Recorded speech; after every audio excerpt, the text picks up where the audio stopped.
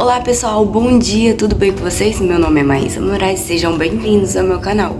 E no vídeo de hoje vai ser um vlog de corrida, então vem comigo.